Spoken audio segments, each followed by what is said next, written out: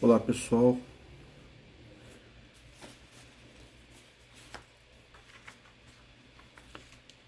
vamos fazer esse vídeo hoje, nessa nossa reflexão semanal, sobre as fases da libertação do sistema manipulador eclesiástico templário, aonde fomos por muitos anos dominados por um sentimento de boa vontade de nos achegarmos a Deus. Uma pessoa que entra para um sistema eclesiástico, sistema religioso, num primeiro momento, ele busca algo, ele busca ter acesso ao divino. Muitos buscam para melhorar de vida financeira, outros buscam questões de saúde, questões emocionais, vazio na alma, medo de inferno, solidão, busca pertencimento a um grupo, de maneiras que existe uma série de coisas que o ser humano busca quando ele busca entrar numa religião, numa doutrina. E quando você entra na congregação cristã no Brasil, você desenvolve um sentimento de pertencimento a uma irmandade que te ama, a um ministério eleito por Deus, diretamente por Deus, uma obra de Deus na terra, um povo especial, zeloso e de boas obras, um povo que não está contaminado com o mundo, um povo diferente, um povo que não anda junto, não faz negócios, não casa, não perde seu tempo com as pessoas do mundo. Ser do mundo é não pertencer à congregação cristã no Brasil. Não é uma religião, é uma graça que Deus deu para você, não que você merecia. Já que você não merecia, e Deus poderia ter chamado outro, é dito que ainda que muitos queriam estar na congregação, muitos dariam a sua vida, dariam a sua fortuna para estar lá dentro, mas não foram escolhidos. Ele não é um escolhido. Deus escolheu você. Aí você vai cantar hinos, você vai se batizar ali, você vai cantar o hino Sofri grande dor por ti. Quer dizer, você vai desenvolver um sentimento de culpa.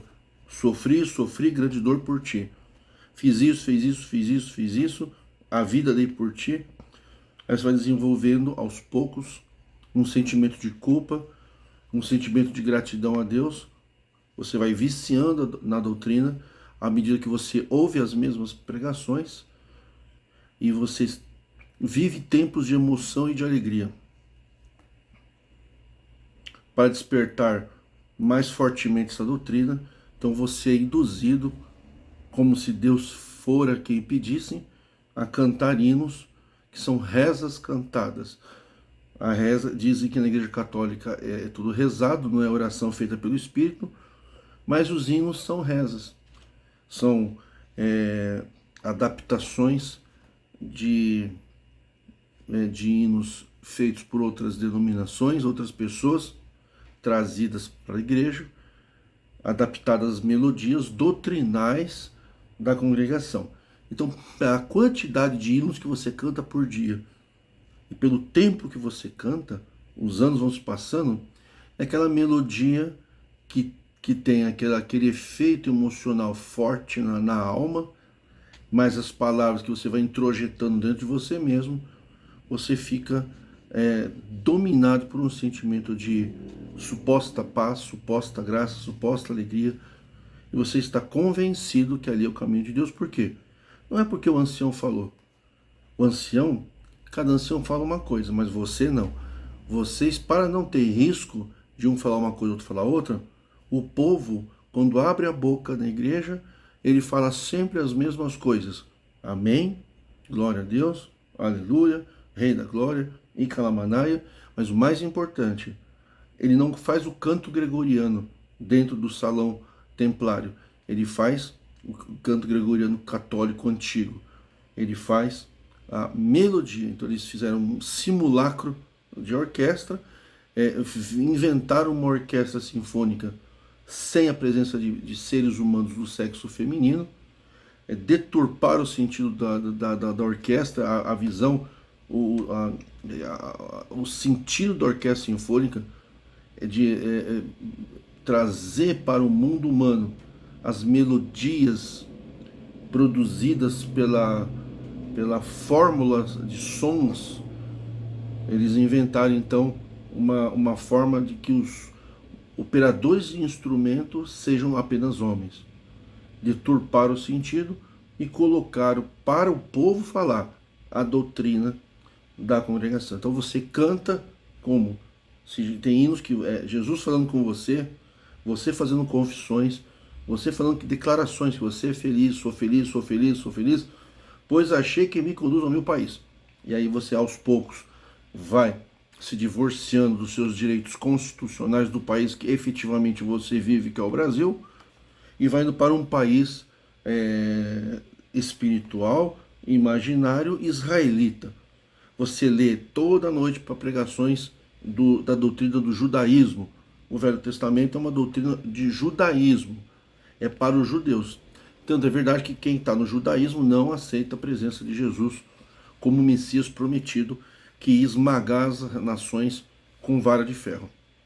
O Messias prometido pelo Deus na visão judaica era um Messias político, não era um filho de Deus para levar para morar no céu.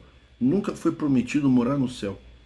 O que foi prometido, pode ler lá no livro de Isaías, é morar numa nova terra, um novo céu, uma nova terra, aqui, como diz os testemunhos de Jeová. Jeová é a visão do Deus do Velho Testamento.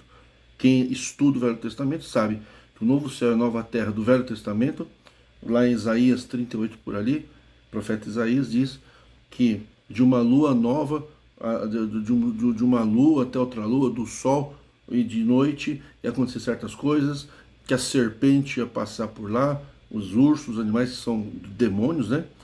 E que o velho não morreria de menos de 100 anos, vai ter lua, vai ter sol, ia ter um fogo, né? Ia ter um fogo, e todos aqueles que estavam ali no fogo iam ver monturos de pecadores apodrecendo no meio do fogo, né? E onde o bicho não morre, aquelas coisas todas. Esta cena foi descrita por Jesus Cristo como o próprio inferno. E está escrito que o novo céu e a nova terra, toda a carne virá me adorar na minha presença. Está no livro dos profetas, do profeta Isaías.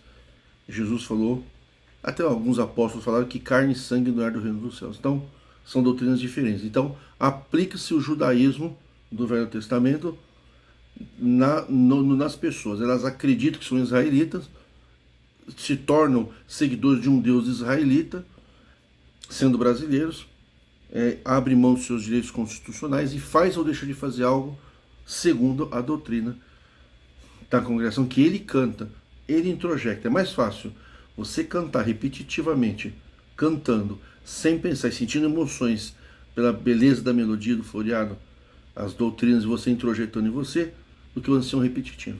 Repete. Tem coisas que nem o ancião acredita, mas você acredita porque está no inário. Por isso que o povo conhece mais a doutrina da congregação que o próprio ancião.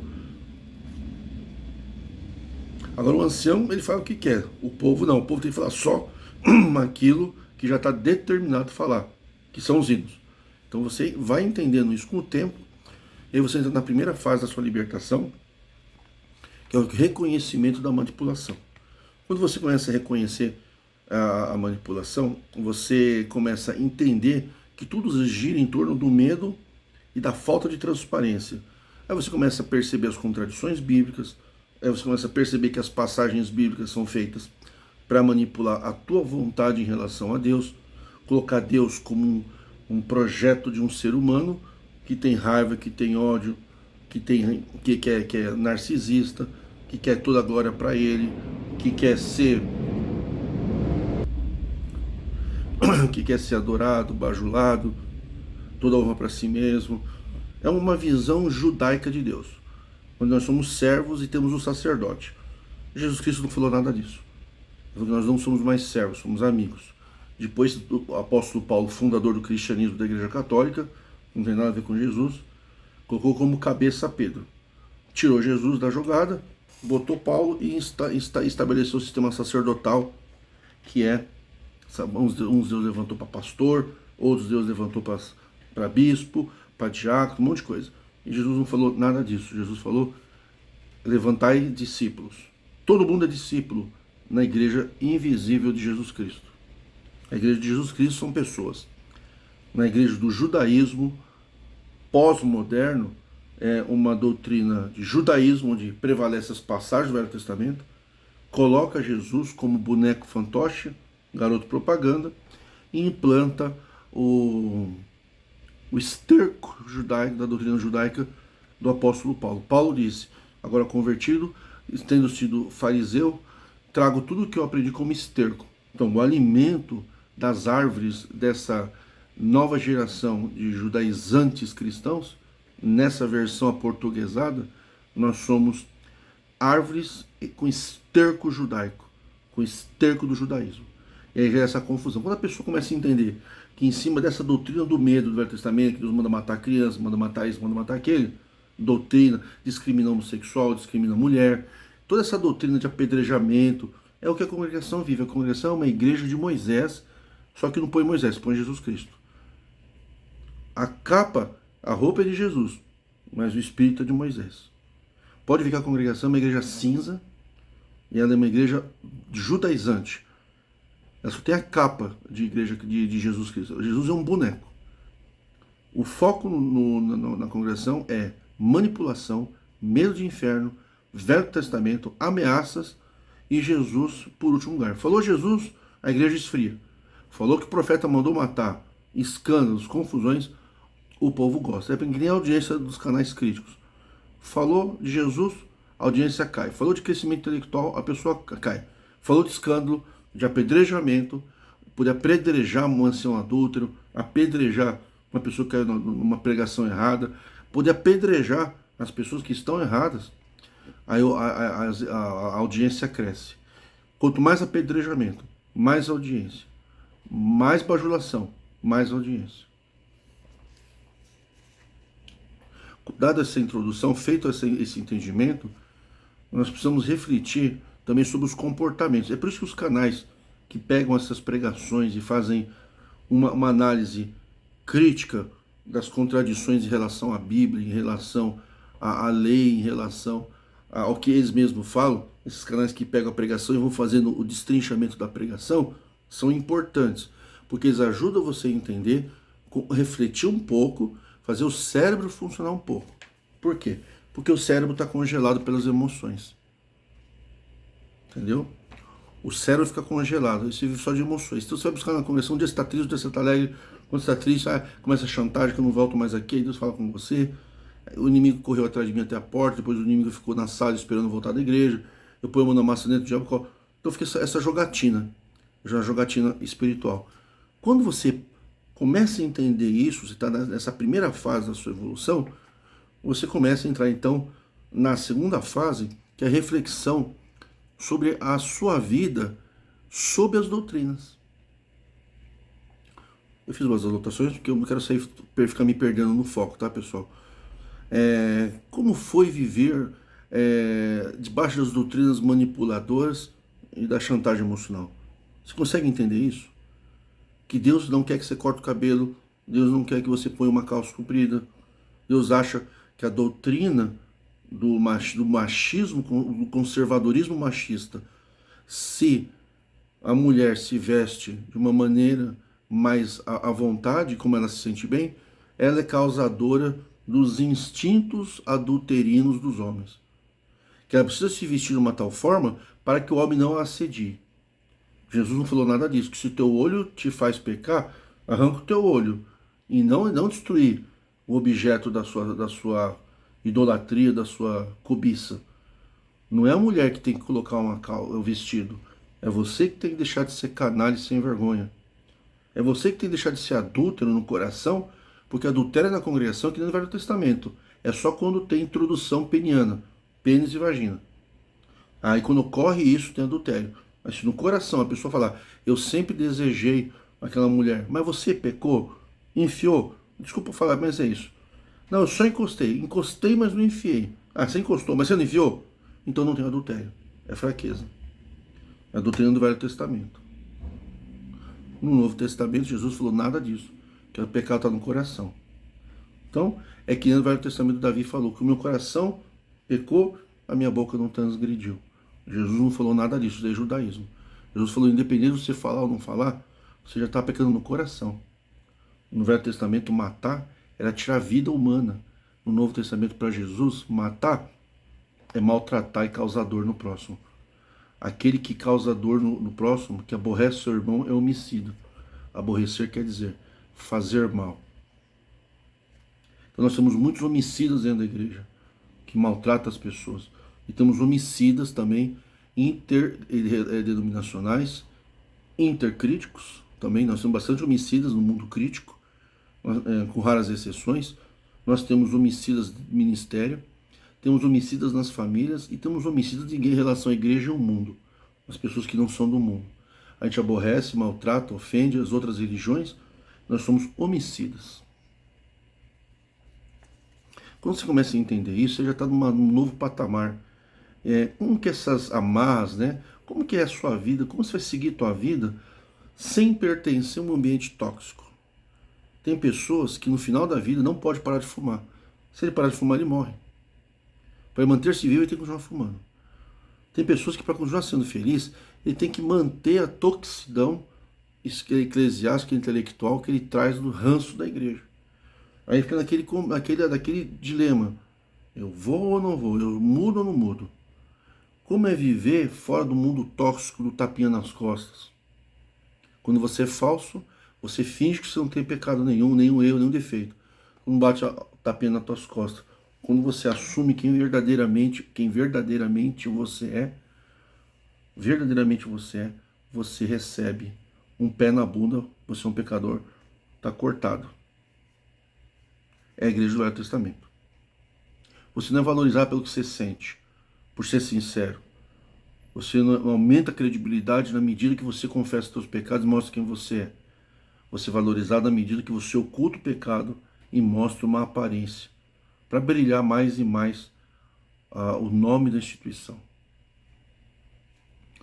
Depois você vai na fase da estagnação. No sistema religioso aprendemos o básico e repetimos eternamente as mesmas coisas. Será que vai ser diferente aqui fora? Muitos libertos, não tem essa frase, muitos libertos não avançam e continuam repetindo as mesmas críticas. Essa aqui, pessoal, é uma das partes mais difíceis. Pode perceber, tem gente que sai da congregação, ele entende isso. É que nem a pseudo-evangelização que é feita. Aliás, muito bem colocada pelo irmão Genésio nos seus últimos vídeos, que a congregação não tem pastoreio. Eu entendo que é um linguajar eclesiástico, e não cabe nenhuma crítica aqui. Eu acho que a gente deveria ser tratado, até mesmo ao ler a Bíblia, como seres humanos, não como ovelhas, né? Mas naquele sentimento eclesiástico dá para entender que o irmão Genésio disse o seguinte, que eles trazem a pessoa para se batizar, convence a pessoa e depois larga. Aí dizem que Deus que faz a obra. Não é que Deus faz a obra, a própria pessoa fica cantando que a arma mais poderosa da alienação é o hino. É o hino. É objeto de vaidade, orgulho para quem toca e de autossugestão manipulativa de você para você, cantando, para você não refletir. Você come sem saber o tempero. Você se alimenta de emoções. Só que como você está cantando, aquelas mensagens estão entrando emocionalmente dentro de você. Então, esse Deus fazer a obra é você ir se convencendo através de você mesmo. Aí você toma um start mental do ancião, que dá um tapa lá no púlpito, Dá o start, que aciona os gatilhos e você vive aquilo, você é aquilo, você sente aquilo. Aí eu pergunto, como tá falando do irmão Genésio, falou assim, abandona o cara. E uma coisa que eu percebi que é verdade, que eu sempre comento aqui, é que depois que você entra para a congregação, você ouve as mesmas palavras, canta os mesmos hinos, e as mesmas palavras, 40, 50, 60, 70, 80 anos, a mesma coisa. Não muda. Não muda nada. Você fica estagnado. O que é estagnado? Parado. Você não evolui em nada. Não pode criticar, você não pode dar sugestão, você não pode sugerir nada. Está estagnado no conhecimento e a vontade dos anciãos nepotistas. São famílias. Nós temos um sistema de nepotismo.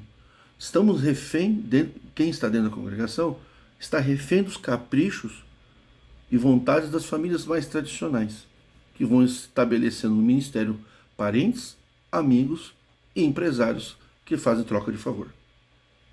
Você passar o resto da vida, pergunto para você, criticando a palavra, criticando a doutrina, criticando o comportamento, será que nós vamos estagnar na crítica? Será que nós vamos passar o resto da vida fazendo as mesmas críticas? Todo mundo já sabe que a congregação é nepotista. É claro que precisa ter os críticos que falem, isso é claro. Mas isso, eu pergunto, cabe aos críticos, cabe a nós que estamos ouvindo, aprendendo, passar o resto da vida se reunindo em grandes quantidades de pessoas para criticar o que nós já sabemos que é hipocrisia? Qual seria o próximo passo, além da crítica estagnada? Será que vamos passar o resto da vida fazendo os mesmos apontamentos? Nós já sabemos que o ancião não prega a palavra revelada. Eles já falaram nos tópicos que a palavra que não é Deus que fala na palavra, foi 2007. Nós sabemos que casamento e confirmação é falso. Nós sabemos que é uma igreja judaizante do Velho Testamento. Põe o nome do Senhor Jesus que é para enganar as pessoas. Nós sabemos.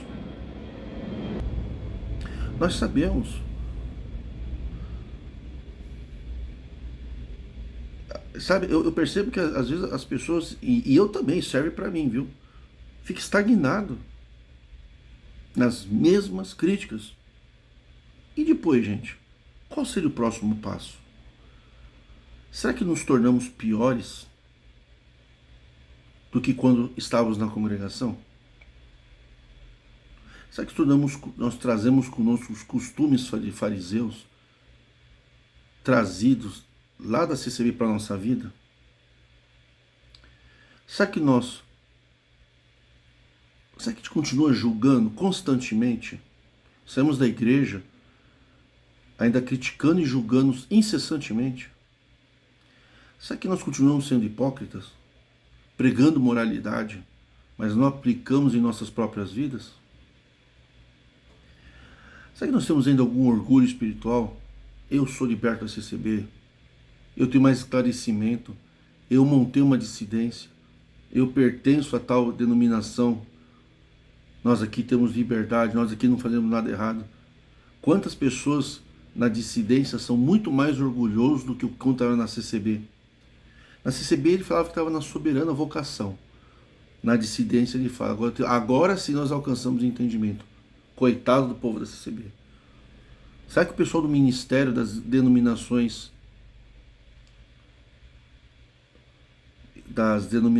feitas de quem saiu da CCB estão mais orgulhosos? O ancião é assim, nós não somos assim. Antes a gente era melhor do que os seitários. Na CCB a gente era melhor que os seitários. Estava no caminho da verdade. Agora somos da nova igreja que nasceu da CCB, uma dissidência, e somos melhores do que a única igreja verdadeira, que a gente falava que a única igreja verdadeira era a CCB. E agora a única igreja verdadeira, ou que tem o esclarecimento verdadeiro, somos nós da dissidência, que subimos um pouco mais de entendimento. Ou seja, somos melhores. Somos melhores que o povo da CCB. Nós, críticos, somos melhores que o ancião? Será que nós não tratamos o ancião como o ancião tratava a gente quando estava lá dentro?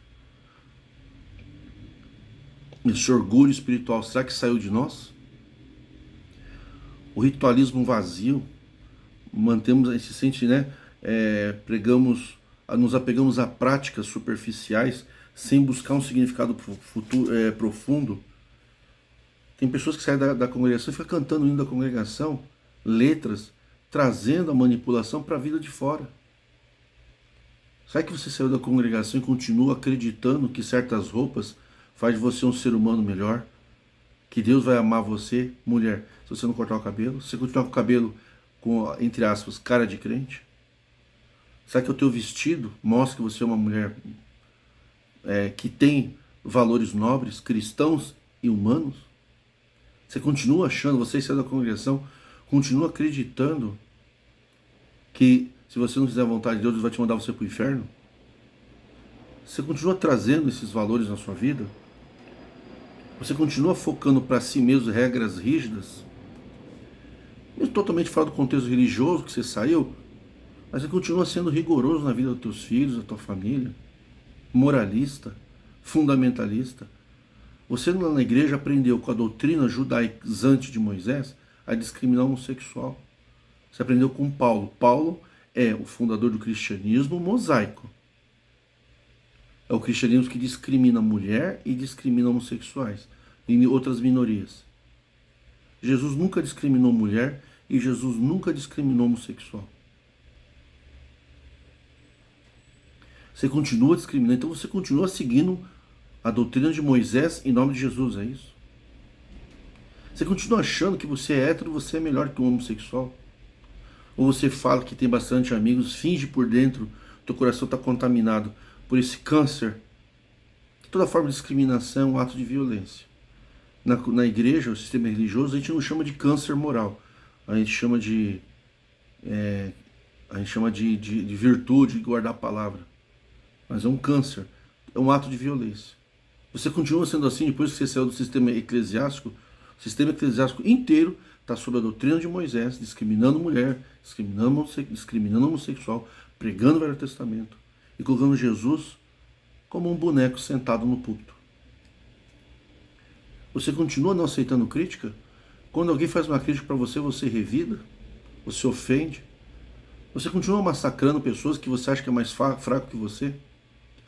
Você continua achando que quem não segue a doutrina bíblica, na sua visão, vai para o inferno? A tua versão bíblica, a sua compreensão bíblica é a certa e a dos demais é de herege? Os anciãos são assim. O povo da congregação é assim. Você saiu da congregação. Lá você não podia pregar. Aqui você pode pregar. E você está pregando com mais ódio no coração do que o próprio ancião? Você está mandando almas para o inferno só porque não concorda com você?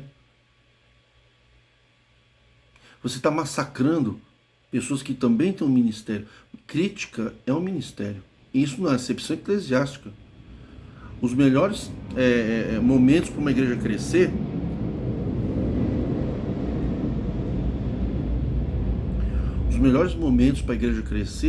é com a abertura da crítica. Quando o ancião critica o crítico, você revida com agressão? Você prega com amor e misericórdia? Ou você prega o inferno? Você é melhor que o pregador ancião quando você mostra os erros do ancião? Como é a sua vida pessoal? Tua esposa, teus filhos, podem tratar você como você trata o ancião? O teu culto online, a tua pregação, a tua doutrina bíblica, as tuas análises, faz de você um ser humano melhor? Ou você é uma pessoa que se afasta de quem não fala amém para as tuas jogadas emocionais? Tem pessoas manipuladoras. No Ministério da Reforma, gente, no ambiente crítico, tem muita gente que é manipulador, é intolerante. E eu me coloco como o pior de todos. Eu acho que quem está mais tempo tem os piores defeitos, eu acho. Mas eu estou trazendo para o debate. Será que você é manipulador ou manipuladora? Será que você massacra uma pessoa que educadamente te critica vindo da congregação? Estou falando de pessoa que tem nome verdadeiro, que defende a congregação, com raras exceções, né? Que tem pessoa que é canalha por natureza. Ele faz desse trabalho um negócio assim, defender a congregação para ganhar dinheiro. Eu não estou falando disso, estou falando de gente séria. Tem gente séria que defende a congregação. Você massacra? É, mas aquele massacrou. Então, você massacrou também? Como é que fica mal os que vos perseguem? Na congregação a gente não amava quem persegue. E aqui? Você se tornou mais cristão ou a sua pregação é de condenação? Se uma pessoa não se deixa manipular por você, você se afasta da pessoa? Se uma pessoa não faz o que você pensa, você se afasta? Se você tem um intuito com o teu canal e o outro não tem, você se afasta da pessoa? Você que ouve os críticos, um você odeia, outro você concorda? Você quer trazendo fofoca de um crítico para outro? Você fica pegando todos os podres que tem dentro da congregação e alimentando alguns canais para que os urubus eclesiásticos venham se alimentar? Você é um covarde dentro da congregação. Você pega então o escândalo, leva para aqueles que estão aqui não para pregar a libertação do ser humano, mas para ganhar dinheiro vendendo carne podre, porque o que o povo da congregação gosta, gente, é carne podre, é escândalo. Tem canais super fortes que quando fala de Jesus, faz uma pregação, a audiência vai lá embaixo. E quando fala de podre, serve carne podre, bizarrices no ministério, bizarrices do povo, gente que veio na internet falar besteira, pregações absurdas, escândalos. Essas pessoas que trazem escândalos, eu fui um que já servi muita carne podre, sim. Por isso que eu estou falando para vocês. Hoje, o meu foco não é mais servir carne podre na Reforma. Eu já servi carne podre na Reforma. Eu já ganhei muita audiência trazendo escândalo na Reforma. Quando eu parei, tive um monte de gente que parou de me seguir. Inclusive, recebi recados. Você já foi um bom pregador. Você criticava, você trazia escândalo. Quando eu parei de trazer escândalo e comecei a focar para qual ministério eu fui chamado para ajudar na libertação da pessoa, libertação do sistema religioso não é parar de congregar. Me abandonaram. Muitos estão em evidência hoje porque trazem carne podre para servir. Quando eu falo carne podre, eu não estou falando que o assunto não é importante. O assunto é importante. Mas os outros também são aqueles que desestagnam a pessoa, que levam a pessoa para frente. A pessoa não quer. Se você faz uma pregação contra a hipocrisia, a audiência vai lá embaixo. Se você falar que o ancião saiu do motel com uma organista, a audiência triplica.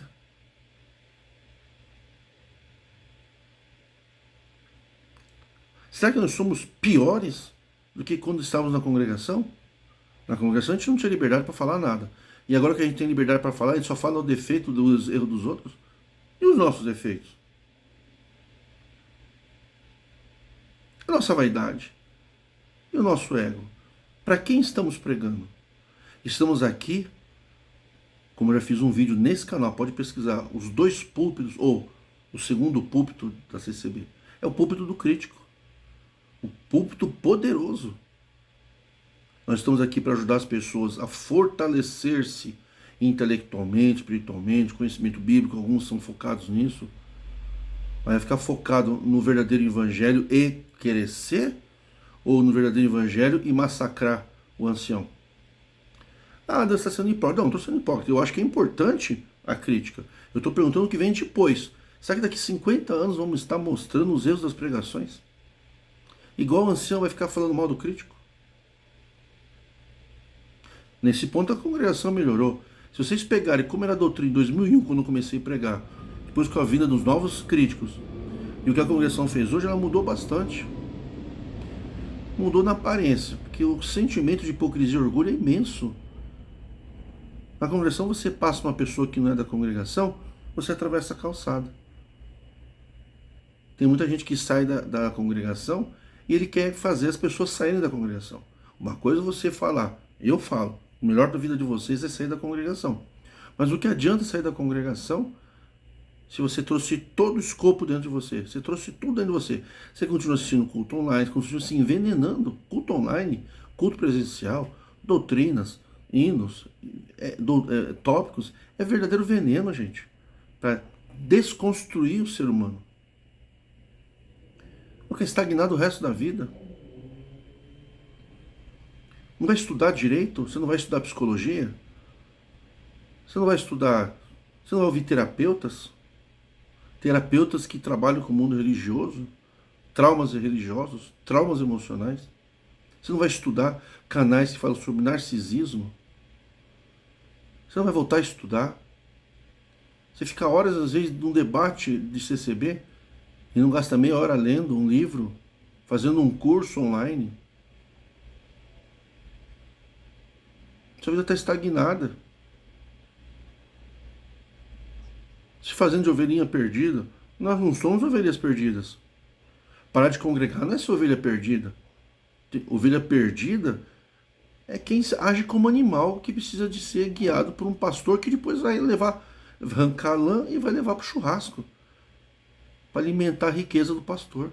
Nós não somos ovelhas, nem agarradas nem desgarradas, nós somos seres humanos. Quando é que você vai desvincular a imagem que você tem de si mesmo como ovelha? Quando você vai deixar de ser seguidor para entrar, sair da arquibancada da vida para ir jogar? Jogar a partida. Quem joga uma partida não é derrotado. Derrotado é quem tem medo de jogar a vida. Quem vive a vida não tem derrota. Ah, mas você casou, foi feliz, separou. Isso não é derrota. Isso é vitória. Você teve uma experiência, você aprendeu, você cresceu, você se descobriu, você evoluiu. Não existe derrota entre quem está vivendo a vida. Existe aprendizado. Quando é que você vai crescer como ser humano estando aqui fora? Ou você vai continuar sendo a mesma ameba que você era quando você estava sendo manipulado pelo ancião? E digo mais, tem pessoas que estão libertas da congregação e que estão congregando. Tem muita gente que congrega na congregação que está liberta da congregação, hein? Está por causa de família, acondicionamento. Mas a palavra não afeta a vida dele em nada. Ele só faz um protocolo. Tem gente que está na congregação e está liberta, se torna uma pessoa melhor. Tem ancião que está liberto da CCB. Vocês acreditam nisso ou não? Não, né? É porque vocês não estão aqui nos porões da reforma.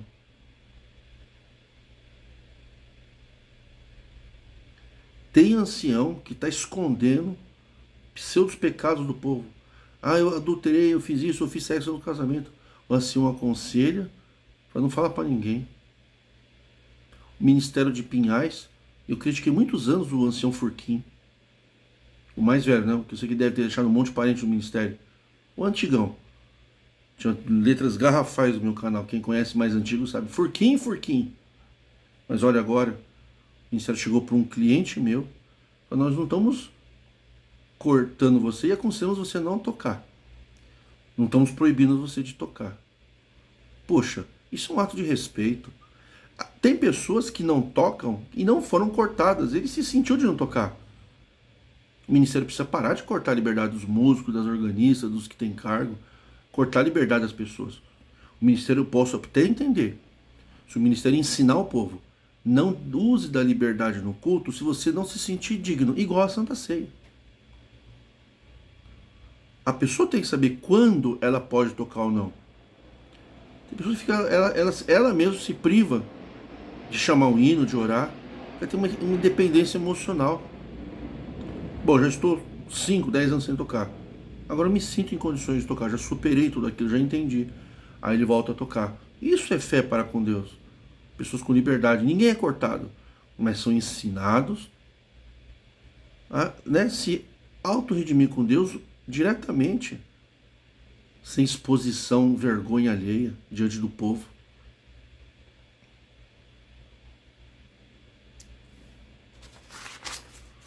E que vocês acham de a gente começar a entender que a gente não pode passar o resto da vida em canais de crítica? Não posso ouvir. Tem muita gente que nem quer mais saber de Ricardo Adan.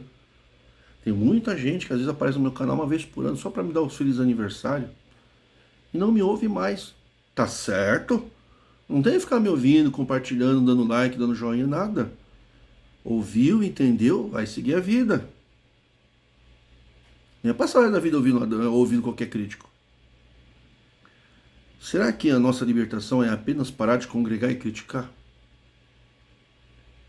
Será que o nosso foco é ficar nos primeiros degraus e não em nós mesmos? Será que o foco da libertação não tem que ser nós? O foco da libertação não é o ancião, não é o povo. O povo é hipócrita e nós. E o nosso crescimento? E outra, se você não entendeu isso que eu estou falando, não sai da congregação. Porque tem gente que sai da congregação por pura birra, raiva, ódio.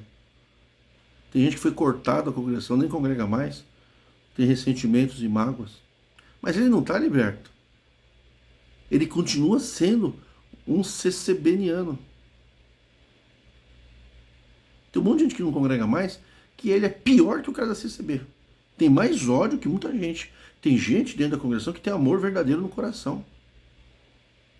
E tem gente que aponta o dedo e é pior. Tem ódio no coração, tem raiva, inveja,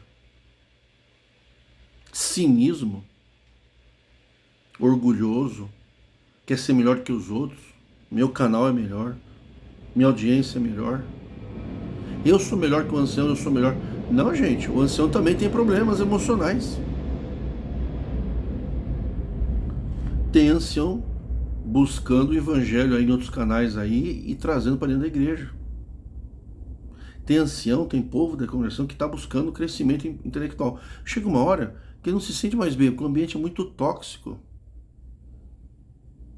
Mas na tua casa, o ambiente não ficou mais tóxico agora com você enchendo o saco de quem quer congregar? Tem gente que quer congregar e você fala que não tem que congregar. Deixa a pessoa congregar. Não, eu tenho que espalhar a reforma. Você não tem que espalhar a reforma. Você tem que estudar e trabalhar. Você tem que cuidar da tua vida. Quem quer buscar, ele tem que ter um chamado do coração para algo maior, que é essa soberana vocação CCB, ele vai sentir vontade, ele vai procurar, ele vai encontrar. Ele vai encontrar canais que falam sobre Bíblia, sobre direito, sobre psicologia.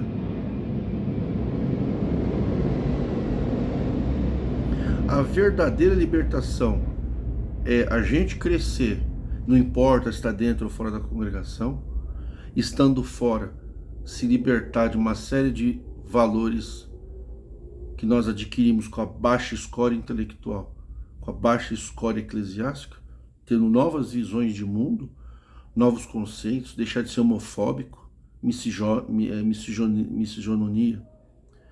discriminar mulheres, ser cínico, hipócrita, fingido, manipulador. Que adianta você sair da congregação se você não oferece uma vida melhor para tua esposa, para teus filhos? Sua vida é só CCB? Quem sai da congregação, o foco da vida tem que ser na vida da pessoa, e não da CCB. Porque o foco da vida da CCB é o quê? É discriminar os outros. É falar que os outros estão no mundo que jaz maligno, que falar do diabo. O negócio da CCB é assim, você tirou o diabo da vida da CCB, acaba a CCB, porque a CCB não progride só com Jesus. E aqui na reforma, gente, a gente tem que progredir só com Jesus. A gente quase não ouve falar mais, nem fala de diabo. Você continua falando do inimigo na sua vida, depois que saiu da congregação, você trouxe o bicho papão para aqui, o boi da cara preta, o homem do saco. Esses medos você trouxe junto com você? Você ainda tem medo de ter uma liberdade sexual? Uma liberdade conjugal de casar e divorciar como um negócio jurídico?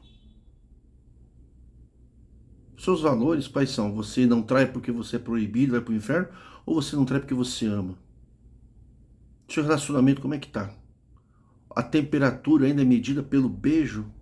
Beijo na boca. Não é beijo de bochecha, não. Bochecha com bochecha, nem põe a boca de nojo. Você ainda deseja a morte da tua esposa para casar de novo? Você não tem dignidade para se separar dignamente, sem motivo aparente? Você ainda continua manipulando os seus filhos contra teu ex? Você continua colocando teus filhos doutrinas, catequizando com doutrinas falsas? Então por que você saiu da congregação? Muitos deveriam voltar para a congregação. Não porque vão ser melhores, vão ficar menos mal. Você era um terrorista na congregação. Você era um radical. Você era um radical. E hoje você é um radical aqui fora. Quem não concorda com você se manda para o inferno sem menor constrangimento. Na congregação você tinha prazer de ver a queda do irmão. Você falava que tem misericórdia para quem está de pé, para que não caia. Mas você era cínico. Você riu daquele que caiu no adultério, mas você também já desejou pessoa fora do casamento. E aqui fora você está comemorando desgraças que acontecem dentro da congregação? Teus olhos estão para o monte Sinai da congregação?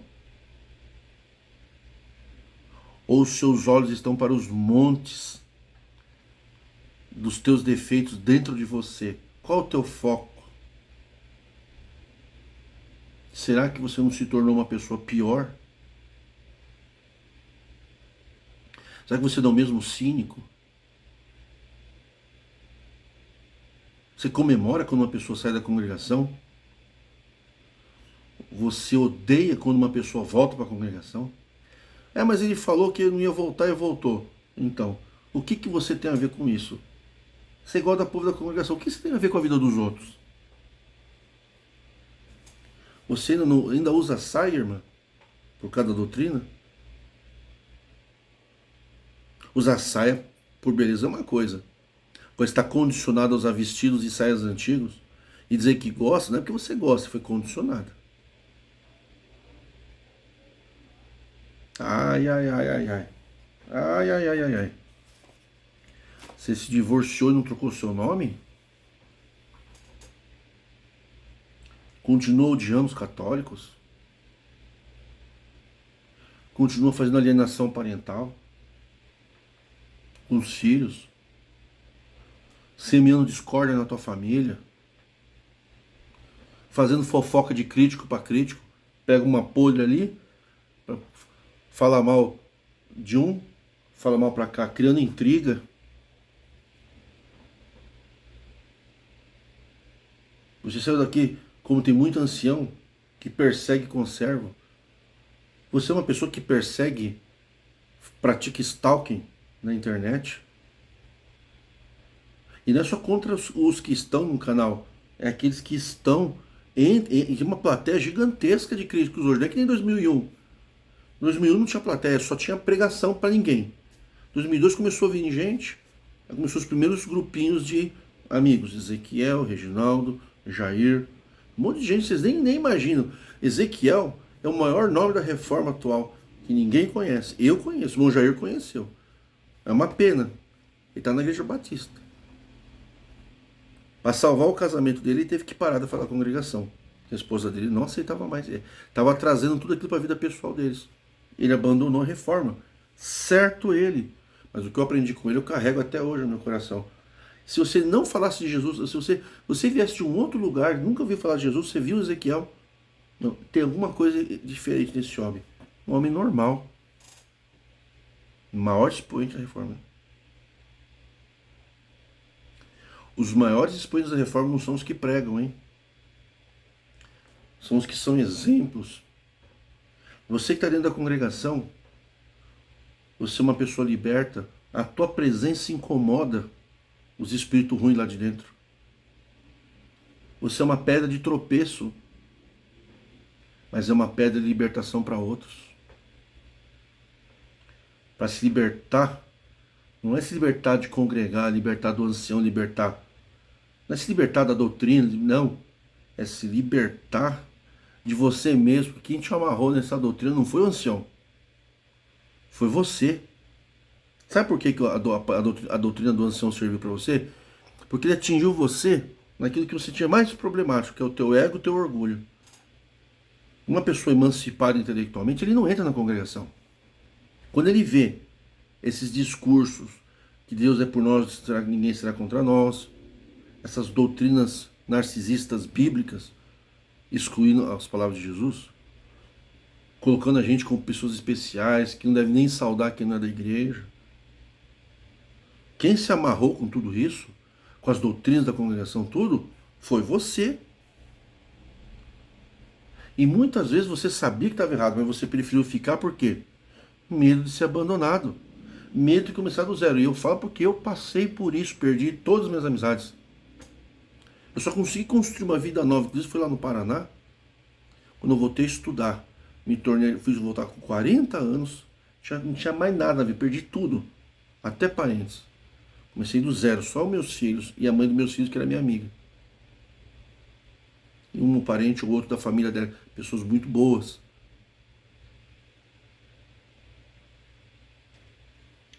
Construir uma vida, uma profissão. E dentro dessa profissão conheci pessoas. É isso que nós precisamos. Se você conheceu o Evangelho, você não precisa passar o resto da vida falando de Evangelho. Você pode falar sobre outros temas, mas você pode participar de outras lives, de outros temas importantes para a sociedade moderna. Ou você vai viver o resto da vida como um agricultor bíblico. Até quando você vai rir daquelas crianças que foram assassinadas por aqueles ursos que chamou Eliseu de careca, os ursos comeu as crianças? Até quando você vai dar risada disso, vai se alimentar disso? Que o profeta fez cair fogo do céu, Elias. Aí ele matou 400 pessoas. Que Deus matou criança de Davi. Que Moisés mandou matar. Que abriu a terra e engoliu vivo as pessoas. Aquela vidinha medíocre do rei Davi. De Sansão, cabelo comprido, tinha força, que nem Hércules. De dilúvio. Até quando você vai viver isso? Você não vai evoluir? Você não vai ouvir canais que estudam as traduções bíblicas, que não tem nada a ver com o que a gente vê na Bíblia de português. Canais que trazem conhecimento para você ver que nós fomos enganados com traduções falsas, novos livros. E aí você vai se libertando, mas não é só falar disso. O mundo é muito maior, o mundo político, a geopolítica, o mundo que nós vivemos. Não é adianta você ficar estudando o Nabucodonosor. Nós temos um problema na Ucrânia, estamos na Rússia, China, Irã, matou o líder do Hamas. Peraí, no Brasil, conhecer um pouco de política, se tornar um terrorista, uma pessoa que você não pode discordar na política, já sai ofendendo. E na congregação mandou não tomar Santa Ceia quem votasse na esquerda. Isso nunca aconteceu. A congregação, ao invés de evoluir, ela está afundando cada vez mais. Como sempre eu vi os últimos vídeos, inclusive do Michael e Uma Oliver. Vi lá colocando padrões em vídeos, demonstrando a queda e apontando com bastante. E isso não tem validade? Claro que tem. Isso é importante. E aí? Quantas pessoas estão aqui embaixo dizendo que não são mais da congregação e ofende a dignidade, a honra de pessoas que não pensam igual? Eu fui num canal esses dias aí, um canal que debate sobre Bíblia, eu vi lá no comentário pessoas falando que era liberta a congregação, xingando a minha pessoa e outras pessoas dos piores adjetivos possíveis. Isso é libertação? Você que é ingrato, tem muita gente que é ingrata. Ser ingrato na tua família, ser ingrato aqui na Reforma, ser ingrato em todo lugar que você vai ser ingrato. Você só pensa em você, você é um egocêntrico, você só pensa em você. Você era assim na congregação. Na congregação, 1000 cairão ao teu lado, 10.000 ao teu direito, mas você não será atingido. Isso é egocentrismo. Jesus não ensinou nada disso. Jesus falou que se alguém cair 7 vezes, dá a mão para ele. E o bom samaritano, não, Davi não caiu, dane-se. Você não sendo atingido, tá bom. Isso é o judaísmo do Velho Testamento. Nós não seguimos o judaísmo, nós somos seguidores discípulos de Jesus. Na congregação você queria ser ancião, aí você quis montar um púlpito aqui para você pregar a palavra. Ótimo, Deus te abençoe. Mas quando é que você vai ser discípulo de Jesus?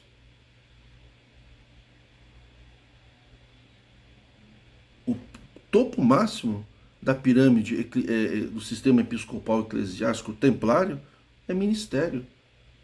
Mas o topo diante de Jesus Cristo é o quê? Ser discípulo. Ser discípulo de Jesus é buscar Jesus aonde? Aonde? Aqui dentro. Eu e o Pai faremos morada dentro dele. O reino dos céus não está fora, mas dentro de vocês.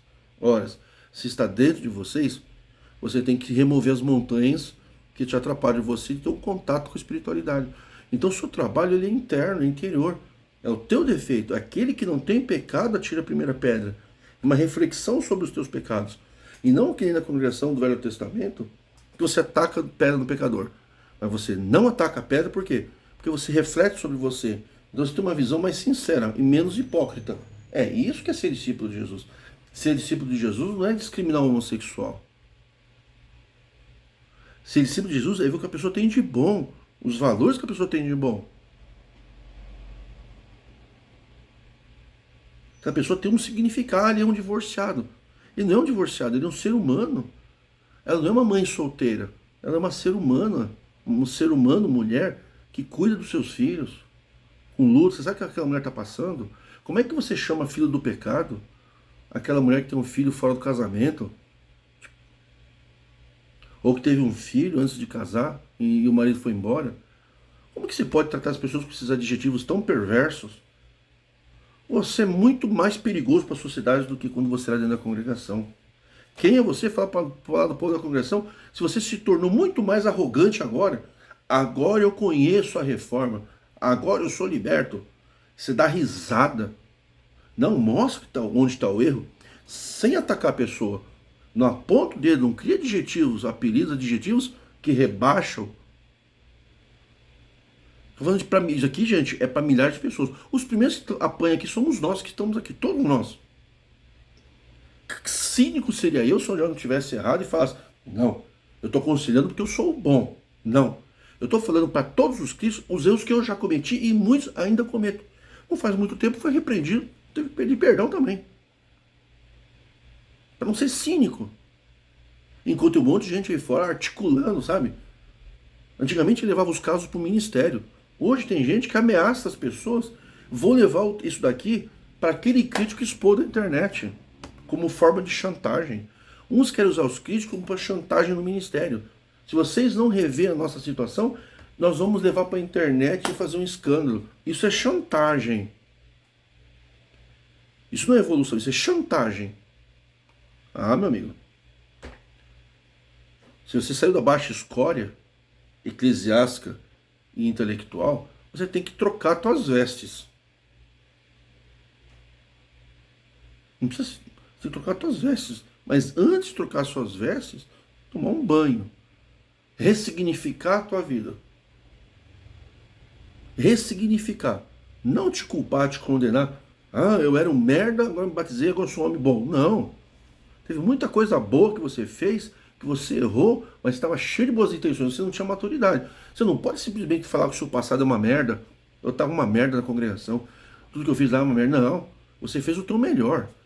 O que você precisa não é apagar teu passado, é ressignificar. Que significado tem? Você fez o melhor pelos outros? Eu fiz de tudo pelos outros, não tive gratidão. Mas você fez por você? Você fez o teu melhor nos estudos? Você fez o teu melhor? Você está fazendo? Fiz o melhor pela igreja. A igreja não me deu valor. E você se dá valor? O mundo te trata como você se trata. E se você não entendeu o que eu estou falando hoje para você, você pagará um alto preço pela sua incompreensão.